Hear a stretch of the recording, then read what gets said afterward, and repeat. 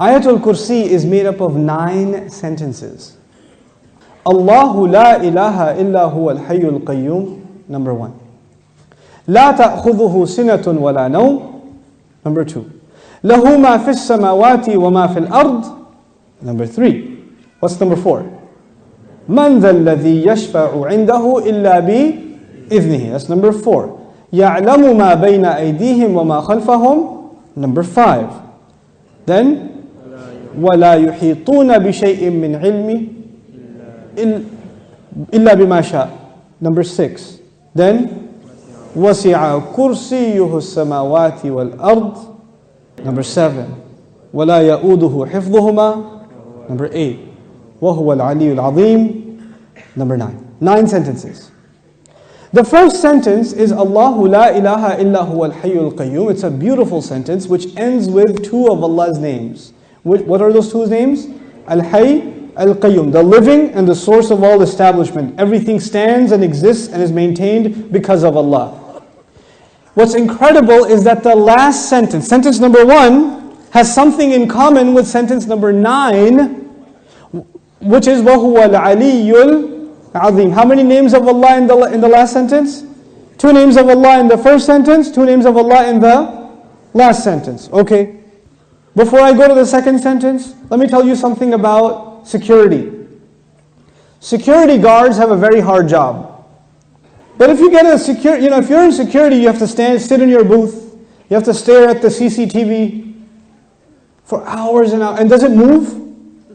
It's the same picture. And you have to look at it for 12 hours, 8 hours. What tends to happen when you're guarding something? You tend to get sleepy. You tend to get tired. Allah Azza wa Jal says about Himself, لا تأخذه سنة ولا نوم. Drowsiness. Drowsiness happens when you're tired.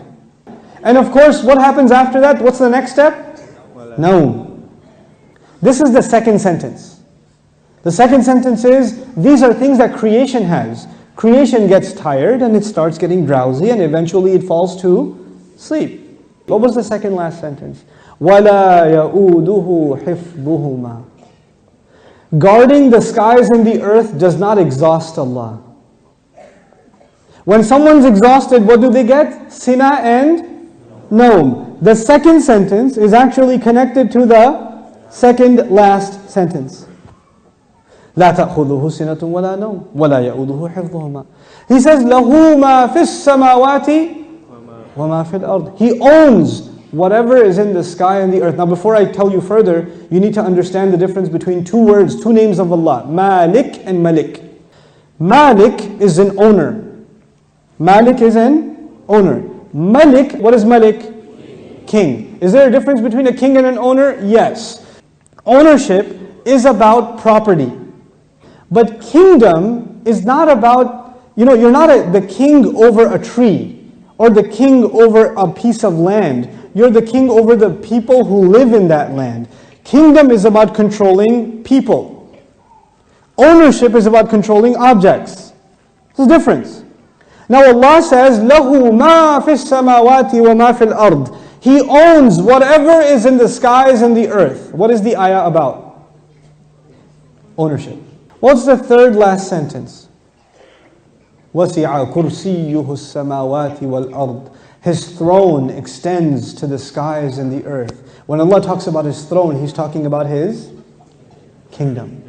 One dimension of control is ownership. The other dimension is kingdom. Both completing the picture.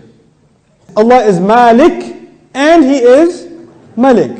The Malik part of Allah's attribute, لَهُ مَا فِي السَّمَاوَاتِ وَمَا فِي الْأَرْضِ. Third sentence. The kingdom of Allah, وَسِعَ كُرْسِيُّهُ السَّمَاوَاتِ وَالْأَرْضِ. Okay. What's the fourth sentence? مَنْ ذَا الَّذِي يَشْفَعُ عِنْدَهُ إِلَّا بِإِذْنِهِ. Let's understand this ayah first. Who will come and make shafa'ah with Allah except unless He gives permission? In other words, what is shafa'ah? Shafa'ah means you got connections. Shafa'ah means that you were about to lose your job, but your uncle is the manager and he came and said, no, he's with me. That's shafa'ah. On Judgment Day, we are in trouble possibly, and then somebody comes and says, no, they're with me. They're with me. Go easy on them, please.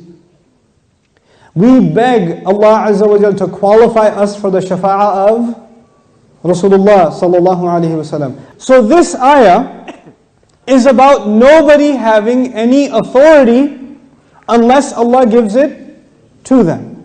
وَلَا يُحِيطُونَ بِشَيْءٍ مِّنْ عِلْمِهِ.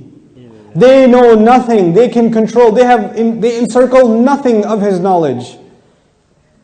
إِلَّا, except بِمَا شَاءَ. The fourth sentence and the sixth sentence are both about a statement about Allah and the only exception. The statement was, nobody has authority to make a case except whoever Allah gives permission. They have no knowledge except whoever He wants to give knowledge to. Otherwise they know nothing. The fourth and the sixth sentence are correlated.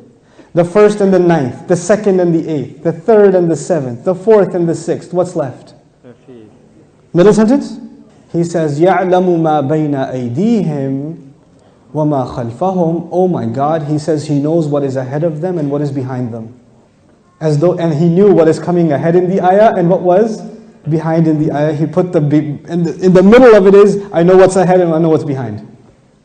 Who speaks like that? Who speaks like that? SubhanAllah.